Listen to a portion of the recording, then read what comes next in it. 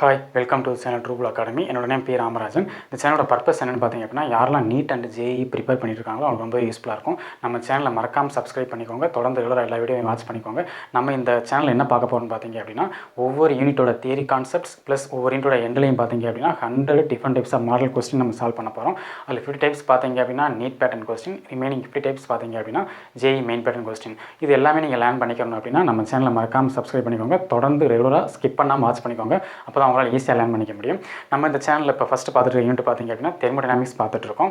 So 11th and 12th சப்ஜெக்ட்டில் நம்ம first start பண்ணியிருக்க யூனிட் பார்த்தீங்க அப்படின்னா தெர்மோடைனாமிக்ஸ். 11th ஸ்டாண்டர்டில் தெர்மோடைனாமிக்ஸ் நம்ம ஸ்டார்ட் பண்ணியிருக்கோம். சரிங்களா? ஸோ இப்போ நம்ம பார்க்குறது என்னென்னா தெர்மோடைனாமிக்ஸ். லாஸ்ட் கிளாஸில் வந்து தெர்மோடைனாமிக்ஸில் கார்னாட் சைக்கிள்னா என்ன அப்படின்றத பார்த்துருந்தோம். இந்த கார்னாட் சைக்கிள்னா என்ன, அதில் தனித்தனியாக ஒர்க் எப்படி நடக்குது, அதுக்கான ஃபார்முலாஸ் என்ன அப்படின்றத நம்ம பார்த்துருந்தோம். சரிங்களா? அந்த கிளாஸ் யாரெல்லாம் பார்க்கல, நான் மேலே கார்டில் வீடியோட லிங்க் கொடுக்குறேன். அந்த கிளாஸ் நீங்கள் பார்த்துட்டு வந்துருங்க. அப்போ தான் இந்த கிளாஸ் உங்களுக்கு புரியும். ஏன்னா அந்த கிளாஸோட கண்டினியூட்டி தான் இந்த கிளாஸ். ஸோ அதில் உள்ள ஃபார்முலாஸ்லாம் உங்களுக்கு புரிஞ்சால் மட்டும்தான் இந்த கிளாஸ் உங்களுக்கு புரியும். சரிங்களா? அதனால் அந்த வீடியோவை ஸ்கிப் பண்ணாமல் முழுசாக பார்த்துட்டு வந்துருங்க. சரிங்களா? நம்ம இன்றைக்கி கிளாஸ்க்குள்ளே போயிடலாம். ஸோ இன்றைக்கி நம்ம என்ன பார்க்க போகிறோம் பார்த்தீங்க அப்படின்னா efficiency of Carnot cycle. Carnot சைக்கிளோட எஃபிஷியன்சி என்ன அப்படின்றத பார்க்க போகிறோம். தட் மீன்ஸ் என்னன்னு பார்த்தீங்கன்னா நெட் ஒர்க் டன் என்னன்றதை நம்ம இங்கே பார்க்க போகிறோம். ஏன்னா இங்கே பார்த்தீங்கன்னா A to B ஒரு ஒர்க் டன் இருக்கும், B to C ஒரு ஒர்க் டன் இருக்கும், C to D ஒரு ஒர்க் டன் இருக்கும், D to A ஒரு ஒர்க் டன் இருக்கும். தட் மீன்ஸ் ஐசோதெர்மல் எக்ஸ்பேன்ஷன் ஒரு ஒர்க் டன் நமக்கு கிடைக்கும். அடையாபெட்டிக் எக்ஸ்பேன்ஷனுக்கு நமக்கு ஒரு ஒர்க் டன் கிடைக்கும். அகெயின் ஐசோதெர்மல் கம்ப்ரெஷனுக்கு நமக்கு ஒரு ஒர்க் டன் கிடைக்கும். ரிமைனிங் அடையாபெட்டிக் கம்ப்ரெஷனுக்கு நமக்கு ஒரு ஒர்க் டன் கிடைக்கும். So 4 different type of work done வந்து நமக்கு தனித்தனியாக கிடைக்கும். ஆனால் நம்ம ஓவரால் சைக்கிளில் இந்த கார்னாட் சைக்கிளோட ஓவரால் நெட் ஒர்க் டன் என்ன அப்படின்றத நம்ம பார்க்க போகிறோம். சரிங்களா? அப்போ தான் அதை வச்சு நம்ம எஃபிஷியன்சி என்னன்றதை நம்ம சொல்ல முடியும். ஸோ இதுக்கு ஓவரால் ஒர்க் டன் கண்டுபிடிக்கிறதுக்குனா நமக்கு ஒரு ஃபார்முலா தெரியும். ஸோ ஹீட் என்ஜினோட எஃபிஷியன்சிக்கு நமக்கு என்னன்றது ஃபார்முலா தெரியும். அதுவும் நம்ம ஆல்ரெடி ப்ரீவியஸ் கிளாஸில் பார்த்துருக்கோம். யாரெல்லாம் பார்க்கலையோ செக் பண்ணிக்கோங்க. ஸோ ஹீட் என்ஜின் அப்படின்ற கிளாஸ் நம்ம பார்த்துருக்கோம். ஸோ அந்த ஹீட் என்ஜினோட எஃபிஷியன்சி என்னென்னு பார்த்தீங்க அப்படின்னா நமக்கு அது ஃபார்முலா நல்லாவே தெரியும். அதை நம்ம என்ன நோட் பண்ணுவோம், eta. So eta equal to that means work done divided by heat input. நம்ம ஒர்க் டன் நான் என்ன நினைக்கிறேன்னா W divided by heat input அப்படின்றது Q1. நல்லா பாருங்கள். ஸோ Q1 அப்படின்றது தான் ஹீட் இன்புட். சரிங்களா? அதனால் work done divided by heat input. இதுதான் நம்ம இங்கே என்ன பார்க்க போகிறோம் அப்படின்னா நமக்கு தனித்தனியாக ஒர்க் டன் கிடச்சிருக்கு. நான் ஆல்ரெடி சொல்லியிருக்கேன். ஸோ நமக்கு தனித்தனியாக ஒர்க் டன் நம்ம கண்டுபிடிச்சிருக்கோம் ப்ரீவியஸ் கிளாஸஸில். இங்கே நம்ம என்ன பண்ண போகிறோம்னா ஓவரால் ஒர்க் டன் என்னென்னு தான் பார்க்க போகிறோம். சரிங்களா? ஸோ ஓவரால் ஒர்க் டன் நான் Wன்னு வச்சுக்கிறேன். W equal to first work done W1 plus second W2 plus third வந்து மைனஸ் W3. ஏன் நான் மைனஸ் வைக்கிறேன்றதை நான் சொல்கிறேன். சரிங்களா? அகைன் ஃபோர்த்தும் மைனஸ் W4. ஸோ எல்லாத்தையும் ஆட் பண்ணால் தான் நமக்கு நெட் ஒர்க் டன் கிடைக்கும். இங்கே ஏன் நான் வந்து W1 அப்படின்றது என்ன, ஐசோதெர்மல் எக்ஸ்பேன்ஷன், W2ன்றது என்ன, அடையாபெட்டிக் எக்ஸ்பேன்ஷன். அகைன் W3க்கு வந்து நான் மைனஸ் நெகட்டிவ் சிம்பிள் யூஸ் பண்ணியிருக்கேன். ஏன்னு பார்த்தீங்க அப்படின்னா ஐசோதெர்மல் கம்ப்ரெஷன். ஏன்னா W3ன்றது ஐசோதெர்மல் கம்ப்ரெஷன். ஏன்னா கம்ப்ரெஷன் அப்படின்ற போது உங்களுக்கு negative work done. Again adiabatic compression, அதுக்கும் மைனஸ் W4 வச்சுருக்கேன். சரிங்களா? ஏன் மைனஸ் வச்சுருக்கேன் அப்படின்னா நெகட்டிவ் சிம்பிள் ஏன் யூஸ் பண்ணியிருக்கோம் அப்படின்னா நெகட்டிவ் ஒர்க் டன். இது ரெண்டும் work done by the gas, இது ரெண்டும் work done on the gas. First ரெண்டும் எக்ஸ்பேன்ஷன், செகண்ட் ரெண்டுன்னு பார்த்தீங்க அப்படின்னா compression, isothermal compression and adiabatic compression. Compression அப்படின்றதால நெகட்டிவ் ஒர்க் டன். அதனால் நான் வந்து minus W3 and minus W4 வச்சுருக்கேன். இப்போ நீங்கள் ப்ரீவியஸ் கிளாஸ் பார்த்துருந்தீங்கன்னா உங்களுக்கு தெரிஞ்சிருக்கும். அங்கே வந்து பார்த்தீங்க அப்படின்னா அடையாபெட்டிக் எக்ஸ்பேன்ஷனுக்கும் அடையாபெட்டிக் கம்ப்ரெஷனுக்கும் நமக்கு ஒர்க் டன் ஃபார்முலா வந்து சேமாக கிடச்சிருக்கும். சரிங்களா? That means R divided by gamma -1 into T1 minus T2. நீங்கள் ப்ரீவியஸ் கிளாஸில் பார்த்துட்டு வந்துருங்க. சரிங்களா? ஸோ ரெண்டுக்குமே நமக்கு வந்து சேம் ஒர்க் டன் தான் கிடச்சிருக்கும். அப்போ W2வும் W4வும் சேம் அப்படின்னு வந்துச்சு அப்படின்னா W2வும் W4வும் சேம்னா ரெண்டும் கேன்சல் ஆகிடும். ஏன்னா அது பாசிட்டிவ் இருக்கும், ஒன்று நெகட்டிவ் இருக்குது. அப்போ W2வும் W4வும் அதாவது தட் மீன்ஸ் அடையாபெட்டிக் எக்ஸ்பேன்ஷனோட ஒர்க் டன்னும் அடையாபெட்டிக் கம்ப்ரெஷனோட ஒர்க் டன்னும் சேமாக இருக்குது. அப்போ W2வும் W4வும் சேம்ன்றதுனால இங்கே நெட் ஒர்க் நமக்கு என்ன கிடைக்குன்னு பார்த்தீங்க அப்படின்னா W1 மைனஸ் W3. ஏன்னா plus into minus minus W3. ஏன்னா இது ரெண்டும் கேன்சல் ஆகிடும். ஏன்னு கேட்டிங்கன்னா W2வும் W4வும் சேம்.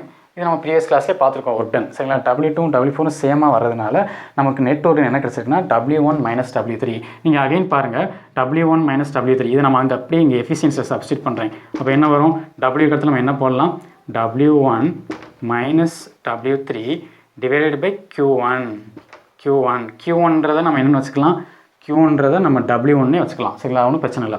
இப்போ W1 ஈக்குவல் W இது நம்ம எப்படி எழுதலாம்னா W1 இருக்க இடத்துல நம்ம என்ன எழுதலாம் அப்படின்னா W1க்கு நம்ம என்ன ஹீட் இன்புட் கொடுக்குறோம், Q1. ஸோ W1 நம்ம Q1 எழுதலாம்.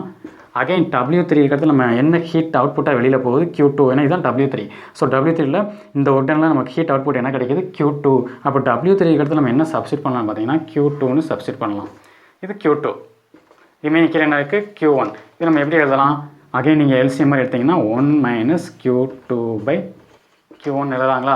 So 1 minus Q2 divided by Q1 இதுதான் வந்து ஈட்டா. இது நம்ம ஆல்ரெடி பார்த்துருக்கோம் ப்ரீவியஸ் கிளாஸில் ஹீட் இன்ஜினில். So 1 minus Q2 by Q1 again நீங்கள் என்ன இது அப்படியே கொண்டு வரேன் அப்படின்னா ஈட்டா ஈக்குவல் டு 1 மைனஸ் Q2வை நம்ம இப்படி திருப்பி எழுதிக்கலாம். சில Q2ன்றது W3 வச்சுக்கலாங்களா. Q1 வந்து நான் W1 வைக்கலாமா.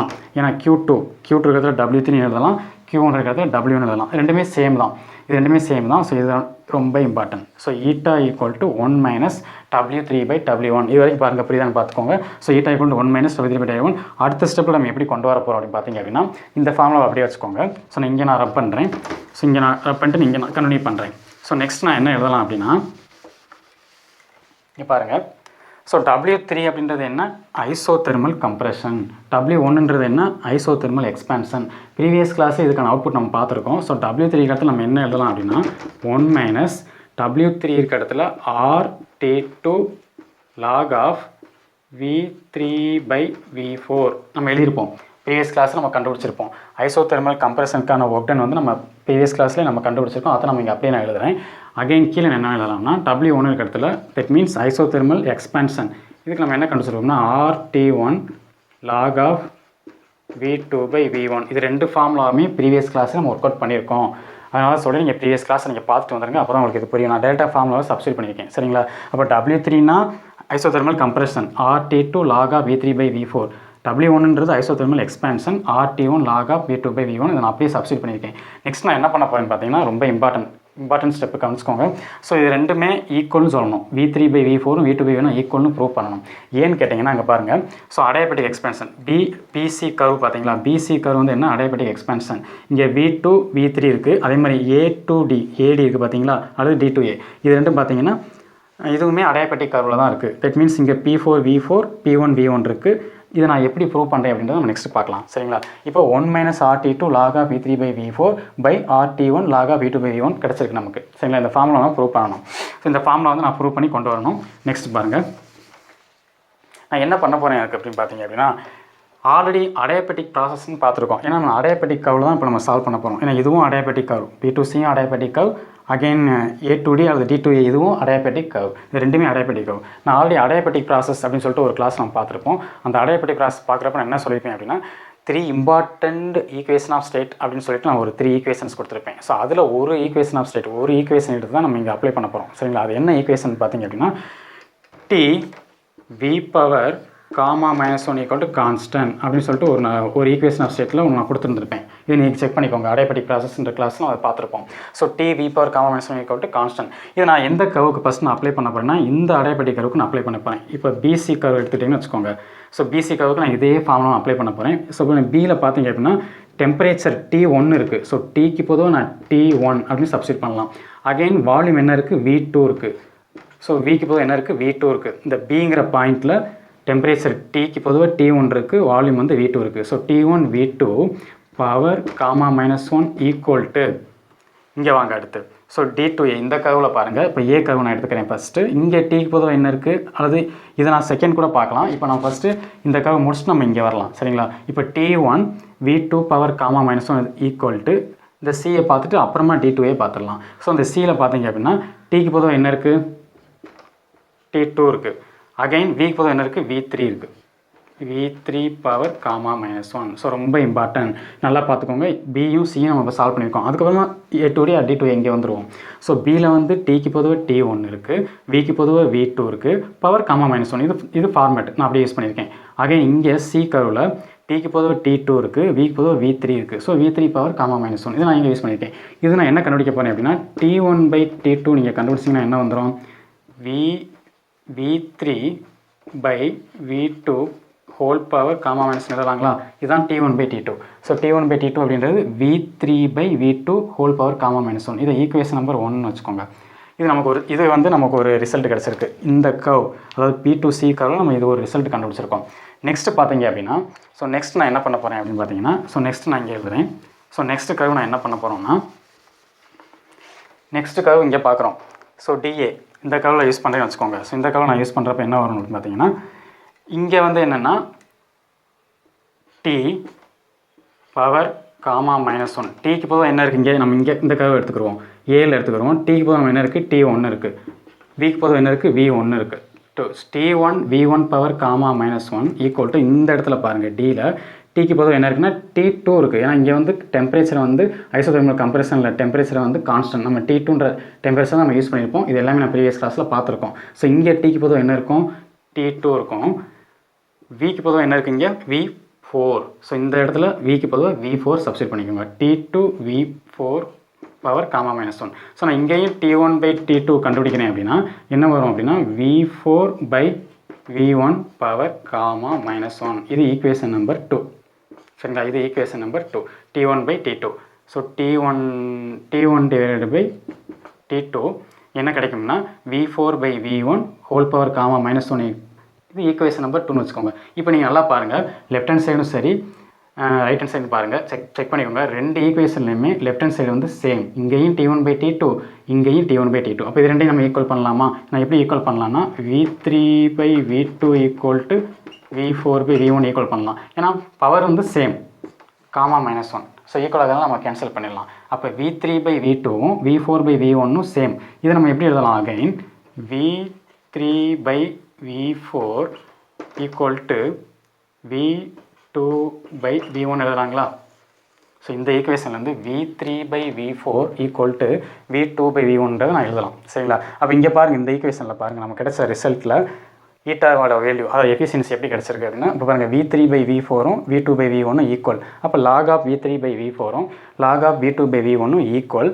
அதே மாதிரி ஆறும் சேம் தான், யூனிவர்சல் கேஸ் கான்ஸ்டன்ட் நமக்கு நல்லாவே தெரியும். ரிமைனிங் வேரியபிள் என்ன இருக்குங்க, T2வும் T1 இருக்குது. ஸோ அதனால் நம்ம கடைசியாக என்ன எழுதலாம்னா நான் ஃபார்முலா இங்கே எழுதுறேன் லாஸ்ட்டாக 1 - T2/T1. மற்ற எல்லாமே சேஞ்ச் ஆகிடும், மற்ற எல்லாமே ஈக்குவல். இது மட்டும்தான் வேரியபிள். ஸோ 1 - T2/T1 ஆறும் கேன்சல், அதாவது ரெண்டுமே ஈக்குவல். அதே மாதிரி log of V3/V4ம் log of V2/V1ம் சேம். அப்போ ரிமைனிங் இருக்கிறது T2வும் T1 தான். ஸோ அதனால் 1 - T2 டிவைடட் பை T1 அப்படின்னா நான் சப்ஸ்டிட் பண்ணிக்கலாம். இதுதான் என்னென்னு பார்த்தீங்கன்னா கார்னாட் ஹீட் இன்ஜினோட எஃபிஷியன்சி. நான் ஆல்ரெடி இதை பார்த்துருக்கோம் இந்த ஃபார்முலா. ஸோ அங்கே Q2 Q1 யூஸ் பண்ணிப்போம், இங்கே அது போது T2 T1 கொண்டு வந்திருக்கோம். சரிங்களா, ஸோ இதுதான் வந்து என்னென்னா கார்னாட் ஹீட் இன்ஜினோட எஃபிஷியன்சி. இதை நம்ம ப்ரூவ் பண்ணியிருக்கோம். இந்த இடத்துல கார்னாட் தியரம் அப்படின்னு ஒரு கான்செப்ட் வரும். கார்னாட் தியரம்னா என்னென்னு பார்த்தீங்கன்னா, கார்னாட் ஹீட் இன்ஜினோட எஃபிஷியன்சி எதை டிபெண்ட் பண்ணி இருக்கும் அப்படின்னு பார்த்தீங்க அப்படின்னா சோர்ஸ் டெம்பரேச்சரையும் சிங்க் டெம்பரேச்சரையும் டிபெண்ட் பண்ணியிருக்கும். அதான் நம்ம என்னென்னு சொல்லுவாங்கன்னா கார்னாட்ஸ் தியரம். ஸோ அதான் ஈட்டா ஈக்குவல் டு 1 - T2/T1. இது ரொம்ப இம்பார்ட்டன்ட் ஃபார்முலா. இதுதான் கார்னாட் ஹீட் இன்ஜினோட எஃபிஷியன்சி. நம்ம இது எப்படி ப்ரூவ் பண்ணியிருக்கோன்றதை பார்த்துக்கோங்க. எந்தெந்த கர்வ் எடுத்திருக்கோம், B2C எடுத்திருக்கோம், அடுத்து D2A எடுத்திருக்கோம். ரெண்டையும் ஈக்குவல் பண்ணுறோம், டெம்பரேச்சரை யூஸ் பண்ணுறோம், இந்த ஈக்குவேஷன் ஆஃப் ஸ்டேட் ஃபார்முலா நம்ம யூஸ் பண்ணுறோம்.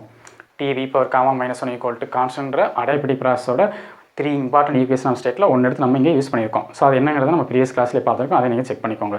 ஸோ இதுதான் என்னென்னு பார்த்தீங்க அப்படின்னா overall efficiency of Carnot cycle. அப்போ இங்கே நம்ம என்ன சொல்லலாம் அப்படின்னா அடையாபெட்டிக் எக்ஸ்பேன்ஷனும் சரி அடையாபெட்டிக் கம்ப்ரெஷனும் சரி கேன்சல் ஆகிடுது. அப்போ ஓவரால் ஒர்க் டன் எதை டிபெண்ட் பண்ணியிருக்கு, ஓவரால் ஒர்க் டன் வந்து இங்கே என்ன நடக்குதுன்னு பார்த்தீங்கன்னா ஐசோதெர்மல் எக்ஸ்பென்ஷன் அண்ட் ஐசோதெர்மல் கம்ப்ரெஷன். ஏன்னா டெம்பரேச்சர் டிஃப்ரென்ஸ் இருக்கிறதுனால ஓவரால் ஒர்க் டன் வந்து எதை டிபெண்ட் பண்ணியிருக்கு, அல்லது ஓவரால் ஒர்க் டன்றது நம்ம என்னென்னு சொல்லலாம்னா அந்த கார்னாட் சைக்கிளில் ஐசோதெர்மல் ப்ராசஸ் தான் இங்கே நடந்துகிட்ருக்கு. சரிங்களா, ஐசோதெர்மல் எக்ஸ்பேன்ஷன் இருக்குது, ஐசோதெர்மல் கம்ப்ரெஷன் இருக்குது. அதுதான் W1 - W3 நம்ம கிடச்சிச்சு நெட்வொர்க் டன் நம்ம ஆல்ரெடி பார்த்தோம். அதில் தான் நம்ம Q1 - Q2 யூஸ் பண்ணியிருக்கோம். சரிங்களா, அப்போ என்ன சொல்லலாம், நான் overall efficiency of Carnot cycle நம்ம என்ன பண்ணலாம் அப்படின்னு என்ன சொல்லலாம்னு பார்த்தீங்க அப்படின்னா இங்கே ஒர்க் டன் வந்து எதில் நடந்திருக்குன்னு பார்த்தீங்கன்னா ஐசோதெர்மல் ப்ராசஸ் தான் நடந்திருக்கு. That means isothermal expansion minus isothermal compression, அந்த டெம்பரேச்சர் டிஃப்ரென்ஸ் அடையாபெட்டிக் ரெண்டுமே என்ன ஆகிடுது, கேன்சல் ஆகிடுது. இதுதான் வந்து efficiency of Carnot heat engine, அதாவது Carnot cycle. Eta equal to 1 - T2/T1. இதுதான் ரொம்ப இம்பார்ட்டன்ட். சரிங்களா, இந்த கான்செப்ட் உங்களுக்கு புரிஞ்சிருச்சு அப்படின்னா வீடியோவை லைக் பண்ணிக்கோங்க, ஷேர் பண்ணிக்கோங்க. ஒருவேளை புரியலை அப்படின்னா நான் கமெண்டில் நீங்கள் கேட்டுக்கலாம். நான் வந்து டிஸ்கிரிப்ஷனில் மெயில் ஐடி கொடுத்துருக்கேன், அங்கேயே நீங்கள் கனெக்ட் பண்ணி கேட்டுக்கலாம். சரிங்களா, ஸோ இதுதான் ரொம்ப இம்பார்ட்டன்ட். ஸோ நான் ஆக்சுவலாக இந்த தெர்மோடைனாமிக்ஸில் எல்லா டாப்பிக்குமே கவர் பண்ணிப்பேன்னு நினைக்கிறேன். ஏதாவது டாபிக் மிஸ் ஆகிருந்தாலோ அல்லது ஏதாவது டவுட் இருந்தாலும் நீங்கள் கமெண்ட்டில் கேட்டுக்கலாம், அல்லது மெயிலே நீங்கள் கனெக்ட் பண்ணி கேட்டுக்கலாம். சரிங்களா, ஸோ நம்ம நெக்ஸ்ட் கிளாஸ் நம்ம என்ன பார்க்க போகிறோம்னு பார்த்தீங்கன்னா தெர்மோடைனாமிக்ஸோட இம்பார்ட்டன்ட் ஃபார்முலாஸ், என்னென்ன ஃபார்முலா வந்து நம்ம யூஸ் பண்ண போகிறோம், நீட்டுக்கும் சரி ஜேஇக்கும் சரி நம்ம இம்பார்ட்டன்ட் ஃபார்முலாஸ் என்னன்றதை நம்ம நெக்ஸ்ட் கிளாஸில் பார்த்துக்க போகிறோம். எல்லாமே நம்ம தியரி கிளாஸில் பார்த்துருக்கோம். அது ஓவராலாக ஒரு வீடியோவில் என்னென்ன ஃபார்முலாஸ் இருக்குது அப்படின்றத நம்ம தனியாகவே நெக்ஸ்ட் வீடியோவில் நம்ம பார்க்க போகிறோம். சரிங்களா, ஸோ இதுதான் வந்து இந்த கிளாஸ், இதோட தியரி கான்செப்ட் முடியுது.